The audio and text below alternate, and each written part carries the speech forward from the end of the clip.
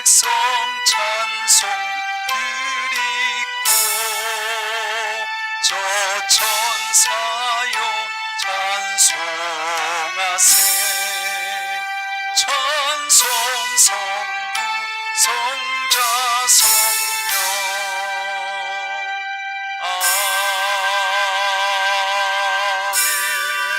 아멘. 은혜와 평강을 비추어 주심을 감사드립니다. 주님이 복된 날에 소망을 안고 모든 저희들에게 새 생명과 새 희망을 불어넣어 주시옵소서.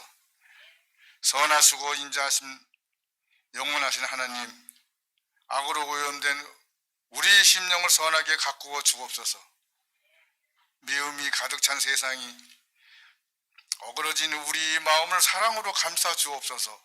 악으로 선을 이기지 못하시고 무자비함이 인자함을 억압하게 하지 않게 하옵소서. 사랑의 주님, 풍성한 가을 결실 좋은 계절을 우리에게 주셨건만 이 좋은 계절에 주님 앞에 드릴 것이 없는 우리 삶을 용서하여 주시옵소서. 이제 올해도 3개월밖에 남지 않았습니다. 우리들을 도우시고 우리를 통하여 역사하셔서 이 남은 기간 동안에 주님의 일을 더욱 열심히 하여 하나님의 나라가 이 땅 위에 이루어지도록 우리 삶을 주장하시고 용기를 북돋아 주시옵소서.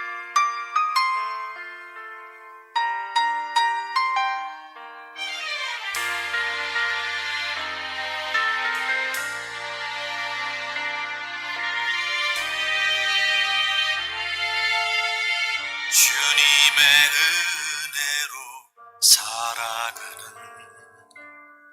당신의 모습이 참 아름다워요.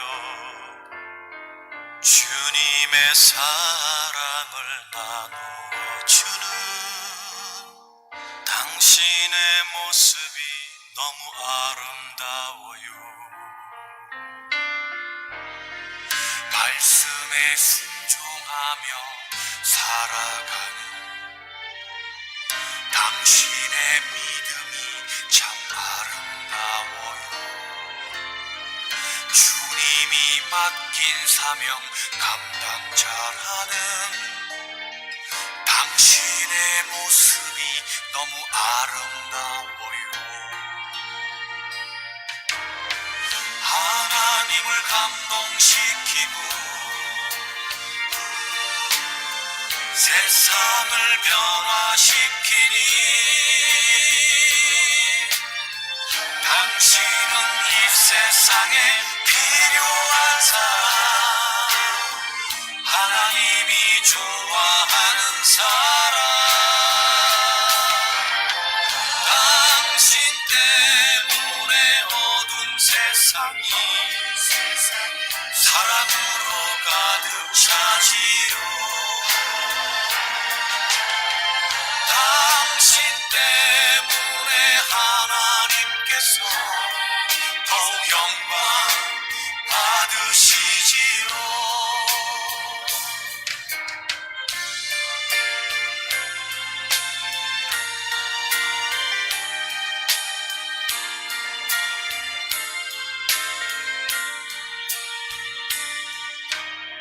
주님의 은혜로 살아가는 당신의 모습이 참 아름다워요. 주님의 사랑을 나누어주는 당신의 모습이 너무 아름다워요. 하나님을 감동시키고 세상을 변화시키니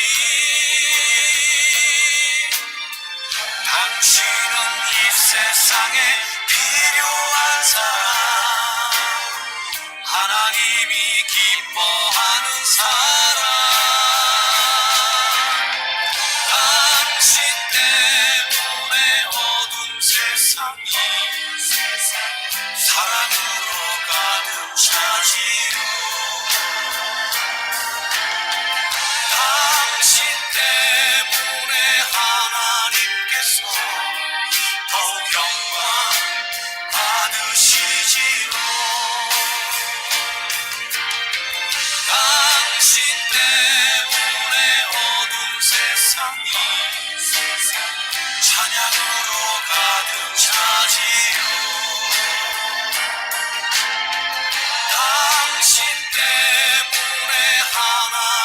위에서 더욱 영광 받으시지요.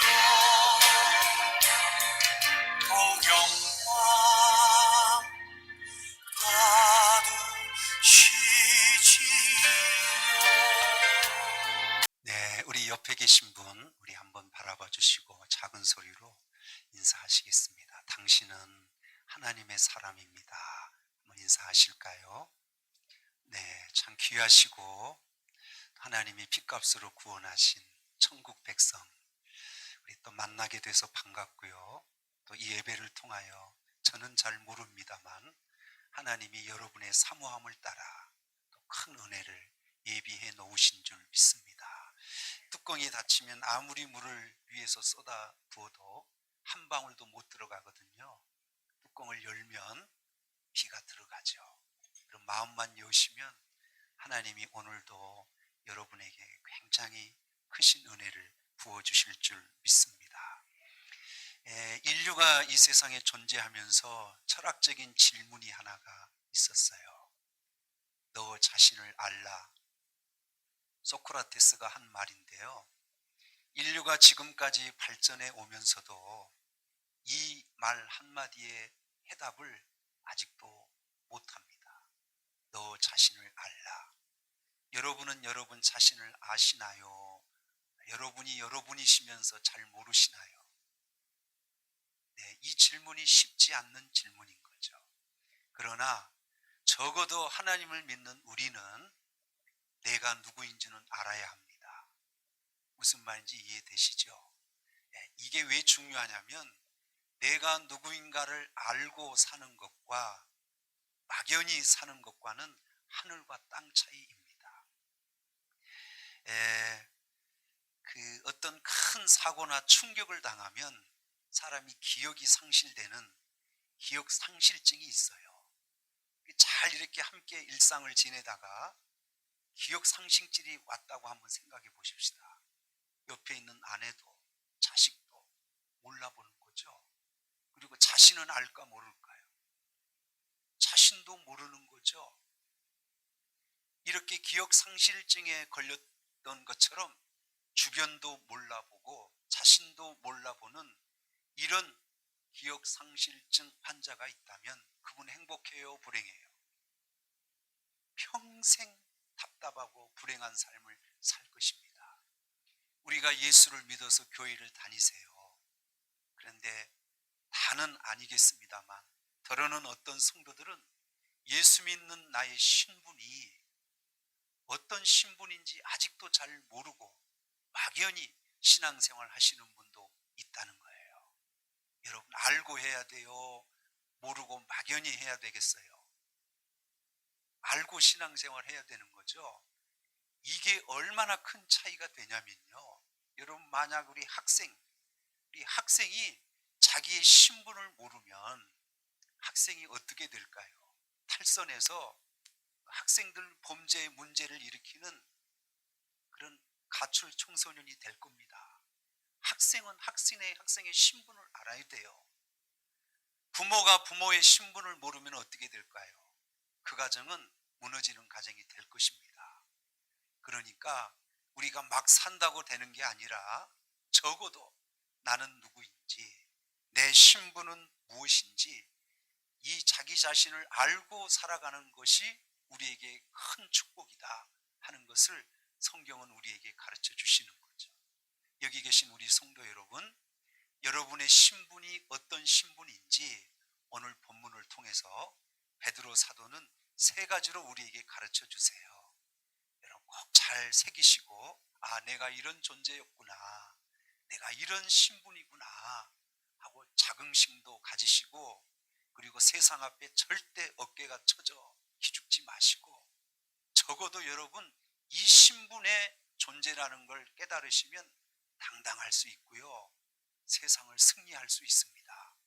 베드로 사도가 우리의 신분이 뭔지 오늘 우리에게 알려주시는데요, 우리 순서대로 한번 살펴보고 여러분 자신을 발견해서 은혜가 되고 승리의 삶이 되시기를 주의 이름으로 축원합니다.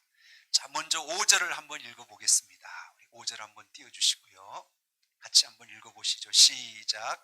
너희도 산돌같이 신령한 집으로 세워지고 예수 그리스도로 말미암아 하나님이 기뻐 받으실 신령한 제사를 드릴 거룩한 제사장이 될지어다 라고 했습니다. 첫 번째 그 윗부분에 보시면 너희도 산돌같이 무슨 집? 신령한 집으로 세워지고 라고 했습니다. 자, 내가 누구냐? 내 존재가 무엇이냐? 여러분은 이 땅에 살면서 그냥 살아가는 게 아니고 적어도 집을 짓는 사람이다 라고 하십니다. 무슨 집일까요? 신령한 집. 한번 여쭤보고 싶어요. 이 신령한 집 지금 많이 지어 놓으셨어요? 이제 짓기 시작하세요? 잘 모르시겠어요? 우리 예수를 왜 믿어요? 천국 가는 건 내 공로, 내 의지와 아무 상관없다고 제가 수없이 여러분 말씀드렸죠. 천국은 예수님의 십자가 공로로 그냥 가는 거예요. 내가 노력해서 가는 것 결코 아니에요. 그러나 하나님이 우리를 이 땅에 구원하시고 남겨두신 것은 집을 지으라는 거예요. 이 땅에 내 삶을 그냥 세상 사람들처럼 먹고 마시는 게 아니라 나는 구원받은 하나님의 자녀로서 내 신분이 뭐냐? 나는 구원받는 순간부터 무슨 집을 짓고 사는 사람? 신령한 집을 짓고 사는 사람이다. 이렇게 말하시는 거예요. 제 나이 또래 되시는 분은 알 거예요. 삼풍백화점 아시죠? 이 삼풍백화점이 무너졌습니다. 그때 수없이 많은 사상자가 나타났어요. 이 삼풍백화점이 무너진 원인은 부실공사입니다.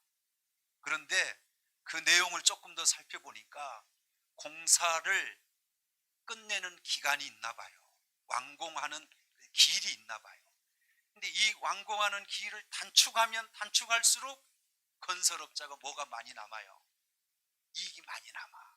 그래서 이 건축 이 기간을 확 줄이면서 자재도 확 줄였어요. 그리고 급하게 지어진 건물이 삼풍백화점이에요. 그래서 그게 무너져 버렸어요. 자, 여러분 물어보십시다.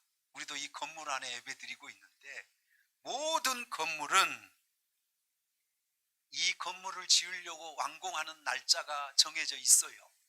이해되시죠? 거의 대부분 그 기간 안에 공사를 마칩니다. 이해되시죠? 그러면 우리의 신령한 집을 짓는 우리 집에 그 건물을 지을 완공된 날짜는 언제일까요? 우리 언제 이 집을 마쳐야 돼? 모르시겠습니까? 세상의 건물은 공사 기간이 있잖아요. 근데 우리 신령한 집은 주님 앞에 가는 날까지입니다. 그렇게 지금은 우리가 다 진행형이죠. 계속 우리는 뭘 지어가고 있어요? 집을 지어가고 있는 거죠. 혹 어떤 분은 그렇게 생각하시는 분이 있어요. 우리 예수 믿고 구원받는 순간 우리가 신령한 사람이 된 것처럼 착각하시는 분이 있습니다. 그래서 세상에서 교회를 바라볼 때 교회 성도들은 다 뭘로 여겨요? 천사로 여겨. 교회에서는 싸움이 있어요, 없어요? 천사들만 모였잖아요. 서로 미워하는 사람이 있겠어요, 없겠어요? 천사들만 모였잖아요.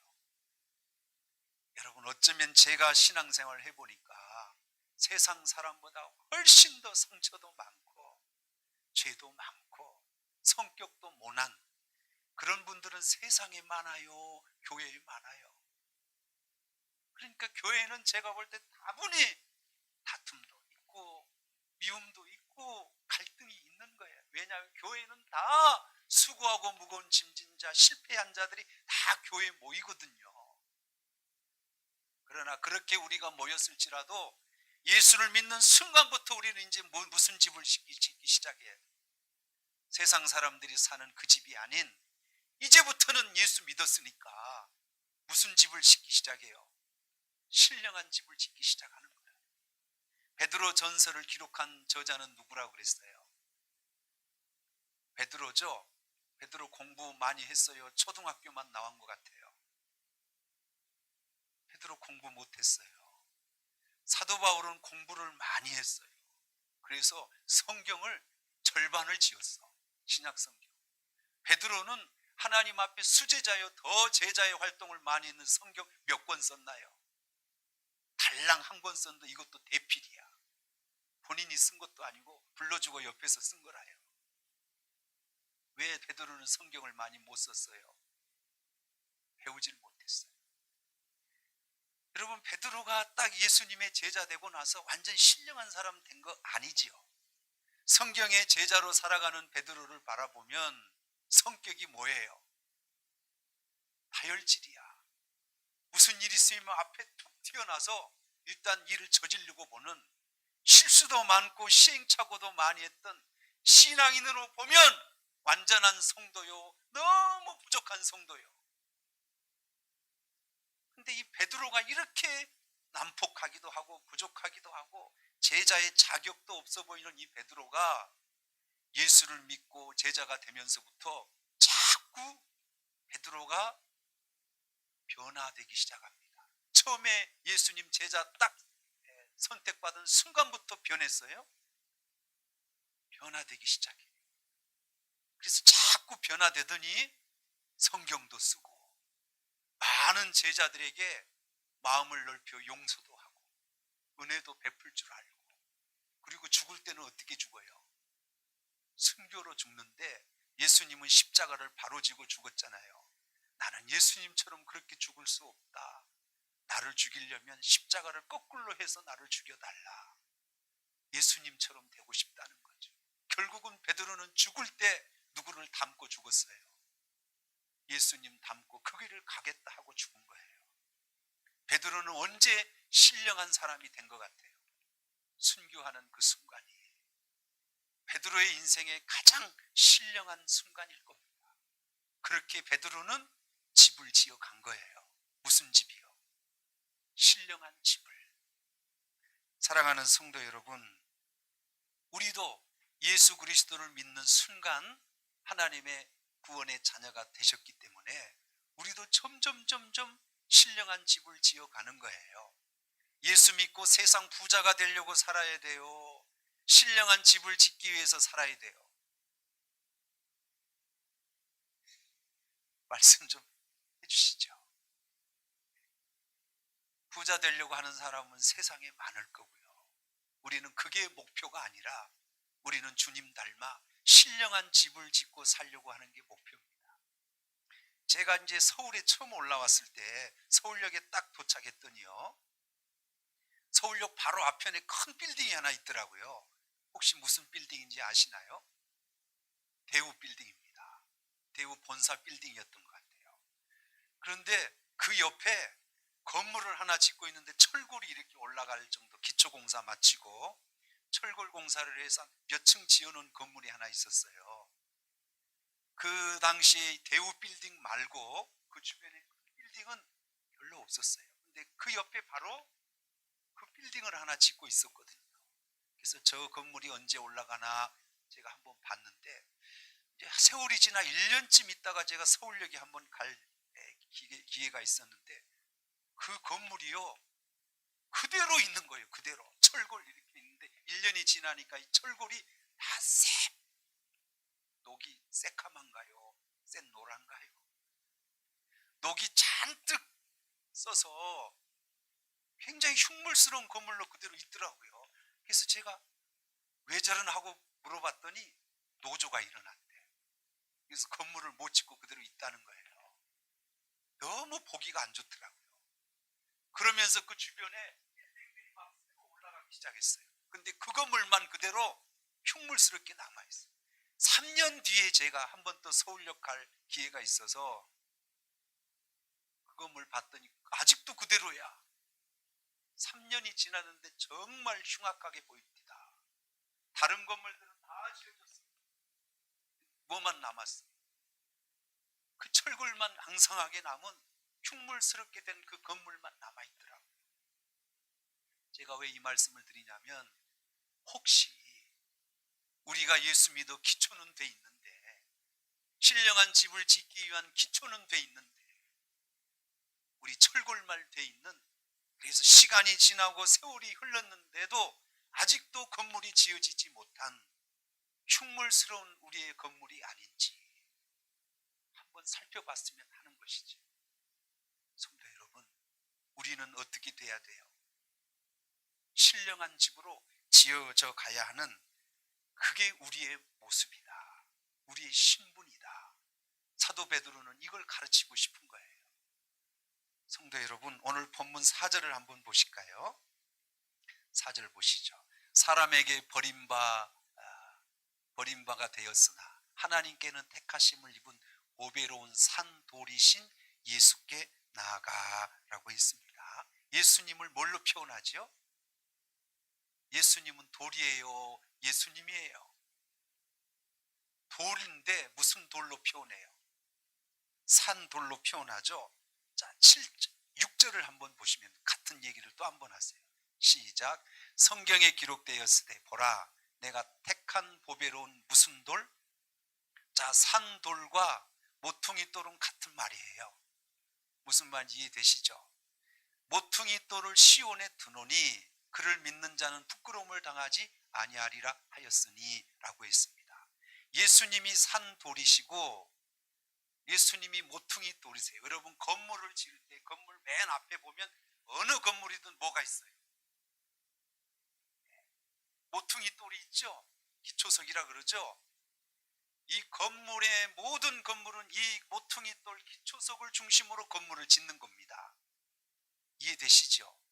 예수 그리스도가 산돌이시고 우리에게 모퉁이 돌이시다, 이 말은 우리도 지어질 때, 우리 신령한 집을 지어질 때 우리 마음대로 짓는다는 거예요?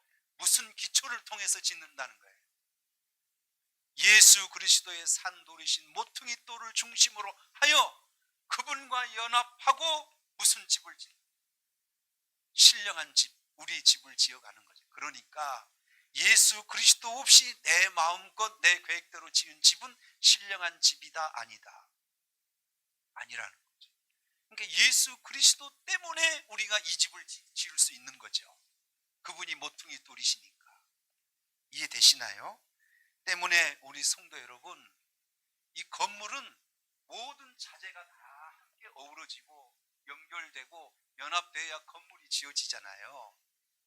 마찬가지 우리 개인의 신령한 집도 짓습니다만 하나님께서는 모퉁이 돌이라고 예수님을 표현하신 건 우리 연합한 우리 건물도 지어야 된다는 거죠. 그 연합된 건물이 뭘까요? 그게 하나님이 우리에게 맡겨주신 교회가 연합된 건물이죠. 이 건물도 뭘 중심으로 지어져 가야 돼요? 모퉁이 돌이신 예수 그리스도를 중심으로 이렇게 신령한 집을 우리가 지어 가야 되는 거죠. 우리 넘치는 교회도 세상 건물을 지으면 안 되는 거죠. 무슨 집을 지어야 돼요? 신령한 집을 지어 가야 되는 거죠. 그래서 여러분이 누구냐? 이렇게 물어보시면 이제부터는 자신 있게 이렇게 대답하셔야 돼요. 나는 신령한 집을 짓고 사는 사람입니다. 이렇게 말씀하셔야 맞는 겁니다. 세상 집을 짓는 게 아니고 구원받은 순간부터 우리는 이제는 무슨 집을 짓고 사는 사람? 신령한 집을 짓고 사는 사람이다. 이렇게 대답하셔야 돼요. 이게 얼마나 영광스러운 일인지 몰라요. 세상에서는 이게 버린 돌처럼 여겨지지만 하나님 앞에 서는 날은 가장 최고의 영광된 집을 지었구나 하고 주님이 무척 기뻐하시고 칭찬하실 겁니다. 많이 지으세요. 좀 부족함이 느껴지거든 지금이라도 열심히 지으세요. 앙상한 철골만 남는 건물로 있지 마시고 아름답게 신령한 집을 지어 가시는 여러분이 되시기를 주의 이름으로 축원합니다. 자, 두 번째 우리가 누구냐? 5절 다시 한번 보여주세요. 자, 후반 읽어보겠습니다. 자, 하나님이 기뻐 받으실 신령한 제사를 드릴 거룩한 뭐가 될지어다, 제사장이 될지어다. 하나님이 우리에게 뭘 되기를 원해요? 첫째는 신령한 집을 짓는 자, 되길 원하시고, 두 번째는 거룩한 제사장이 되기를 원하세요. 그러니까 우리가 뭐냐 이렇게 물어보면 거룩한 제사장이다 이렇게 말하셔야 된다는 거죠. 자, 물어볼게요. 제사장은 뭐 하는 거예요?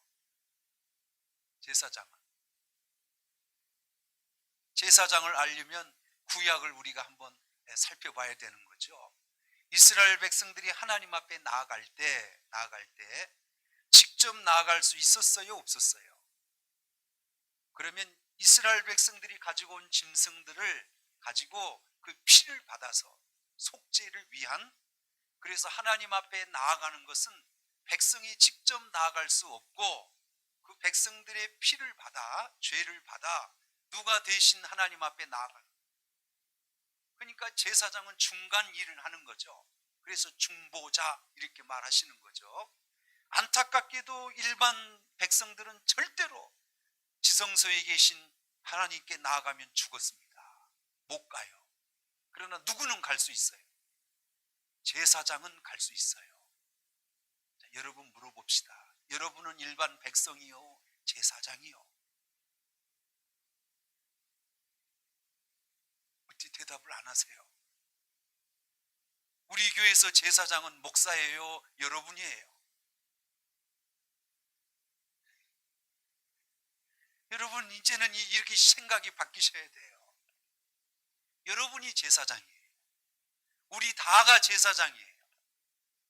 어떻게 아멘 좀 해보세요.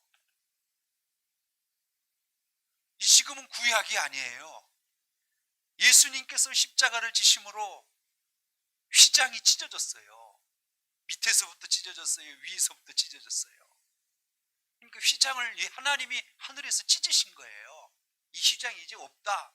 누구든지 예수 그리스도의 보혈을 통하여 예수를 믿고 구원받으면 이제 찢어놔 버렸어요, 휘장을. 그래서 누구든지 구원받은 하나님의 백성이면 제사장 거치지 않고 직접 누구를 만난다. 하나님을 만난다. 그러니까 여러분이 뭔가 하나님 앞에 구하고 싶을 때 저를 통해서 하나님 앞에 구해요. 여러분이 직접 기도하면서 구해요. 예전 구약 성도들은 이게 안 됐다는 거예요, 이게. 그러나 지금 여러분은 제사장을 거치지 않아요. 여러분이 직접 하나님 앞에 구하면 하나님이 받으세요. 그러니까 여러분은 뭐예요? 제사장이에요. 할렐루야. 어머나, 여기 다 제사장들이 모이신 거잖아요.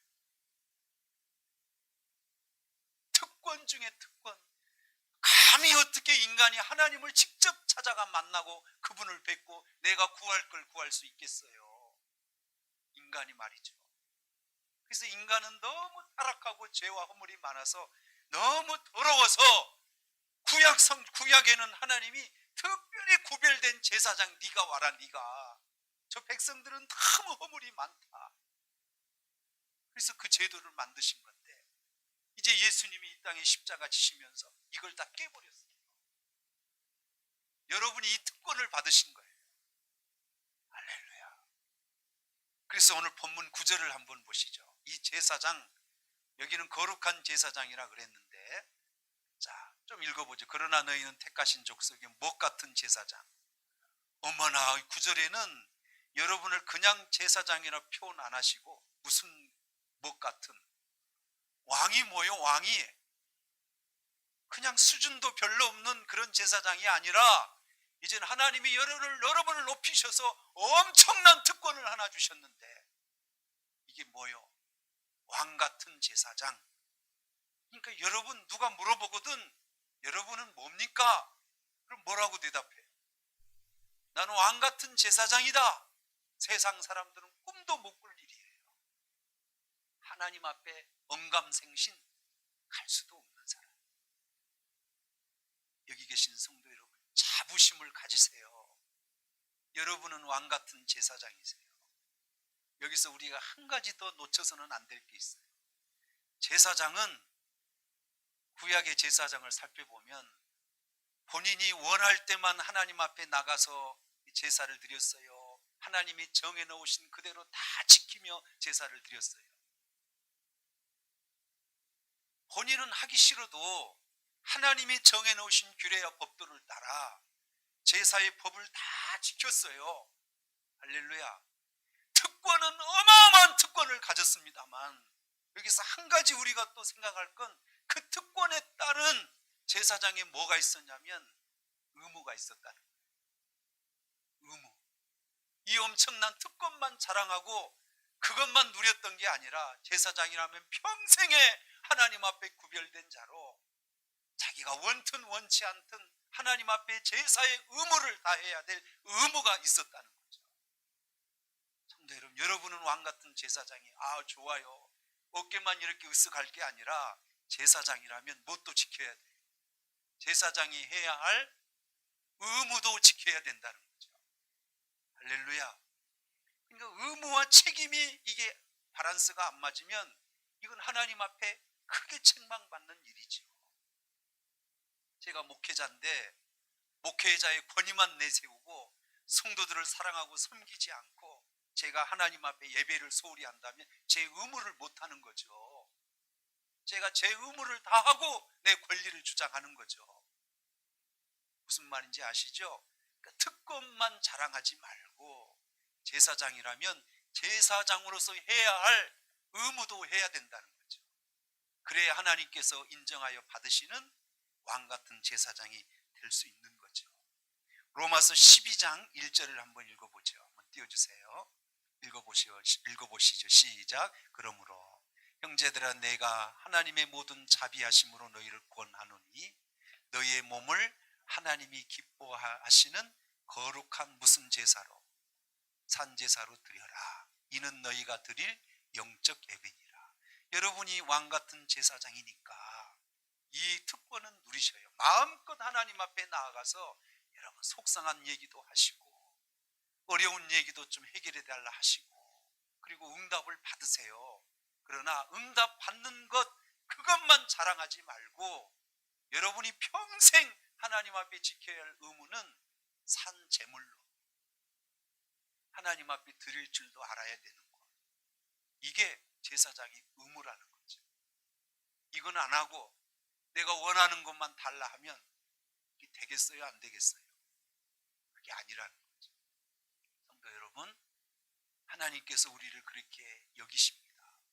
제가 생각할 때 상상할 수 없는 특권을 우리에게 주신 거거든요. 한 가지만 더 보면 오늘 본문 9절 10절을 한번 읽어보지요. 한번 띄워주세요. 그러나 너희는 택하신 족속이요 왕같은 제사장들이요 거룩한 나라요 그의 소유된 뭐요? 백성이니 그 다음 또 보지요.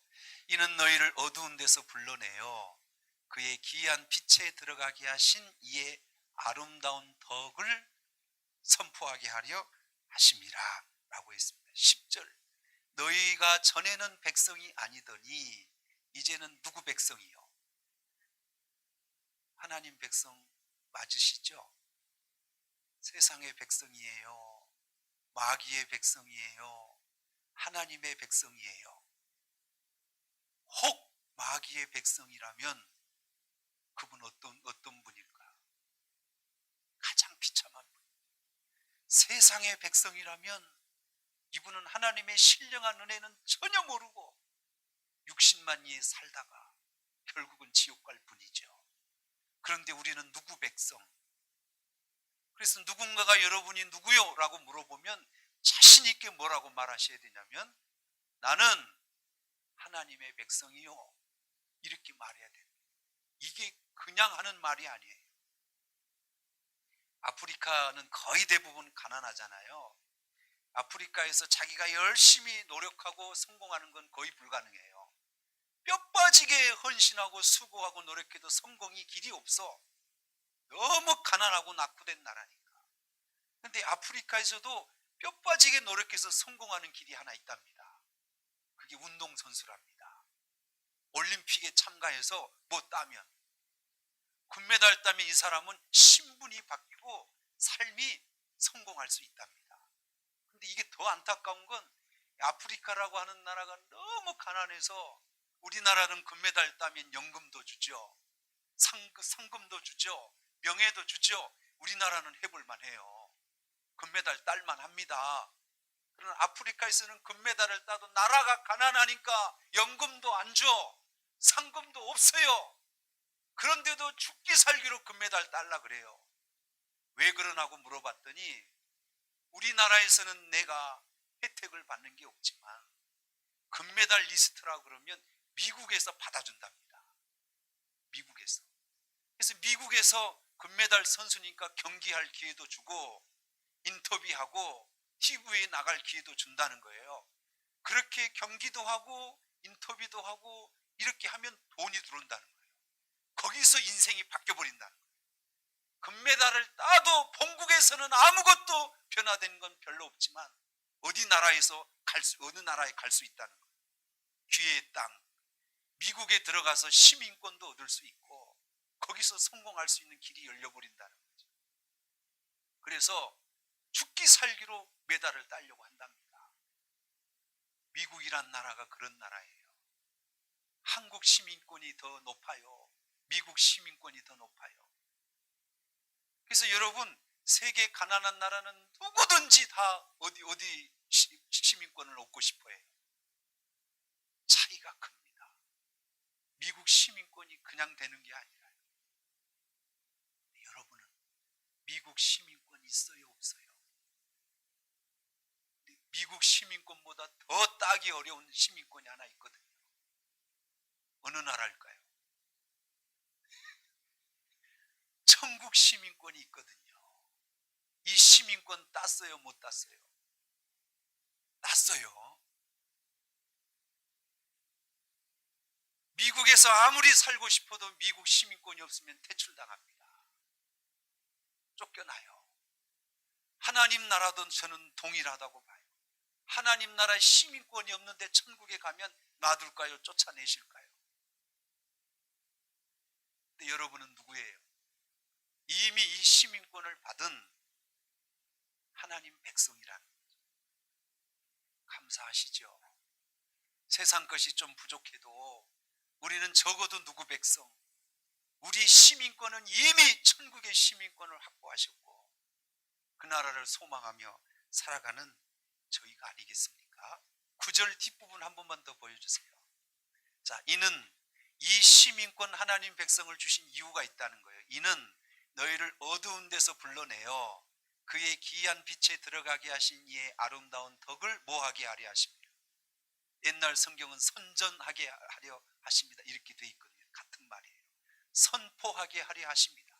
그냥 하나님 시민권만 받고 아 좋구나 이렇게 있는 게 아니고 이제부터는 여러분이 이걸 세상 사람들에게 아름다운 이 모습을 선포하라고 이 은혜를 주셨다는 거예요. 가만히 있으면 된다는 거예요? 안 된다는 거예요? 안 된다는 거예요. 이제 자랑하시라는 거예요. 어떤 분이 저한테 물건을 하나 팔러 왔어요. 예를 들어서 전기밥통 하나를 저한테 팔려 왔어요. 셀러리맨이야. 세일즈맨.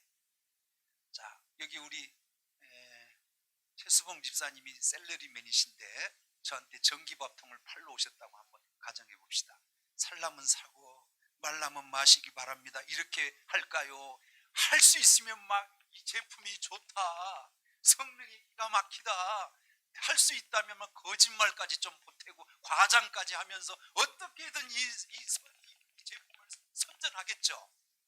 좋은 제품이니까 이거 꼭 사시라고 이렇게 선전하겠죠. 살라면 사시고 말라면 마시고 이러기는 안 할 거 아니에요. 자, 그러면 우리가 갖고 있는 제품이 어떤 제품이에요? 네? 우리 무슨 제품을 갖고 있어요? 구원의 제품을 갖고 있잖아요. 여러분이 그 구원 받았잖아요. 우리가 천국을 소유했잖아요. 이 어마어마한 제품을 이제 세상 사람들에게 선포하래요. 세일즈맨이 되라 이 말이죠. 우리는 과장할 필요도 없고 거기 거짓을 보탤 필요도 없고 우리가 받은 구원 하나님의 그 사실 세상 사람들 앞에 그대로만 알려주면 되는 거죠. 믿으시라고. 이걸 하게 하시려고 우리를 뭐 했다는 거예요? 하나님 백성 삼아 주셨다는 거죠. 여러분이 여러분 자신을 진실로 깨닫게 된다면 제가 여러분에게 말씀드리지 않아도 때만 되면 시간을 가리지 않고 만나는 사람마다 이 좋은 천국, 이 좋은 구원 당신도 받으시라고 열심히 선전하실 겁니다. 왜냐하면 내가 해보니 너무 좋고 내가 누려보니 너무 좋고 너무 복된 것이기에 당신도 한번 구원받아라 이렇게 말하지 않겠어요? 우리의 신분이 뭐냐면 그걸 하라는 거죠. 이해되시면 아멘. 여기 계신 우리 성도 여러분, 하나님과 우리 사이에서 하나님이 우리를 통하여 이루실 그 놀라운 특권과 은혜와 영광을 우리가 다 누리고 살아야 할 줄 믿습니다. 내가 아직도 내 존재가 무엇인지, 그리스도인이 뭔지 아직도 몰라서 교회는 다니는데 세상 것만 바라보고 사신다면 여러분 많이 빗나가신 겁니다. 우리는 신령한 집을 지으셔야 합니다. 그 집 짓고 주님 앞에 칭찬받으셔야 돼요. 우리는 제사장의 특권과 의무를 다하셔야 됩니다. 그걸 위해서 나를 구원하셨고요.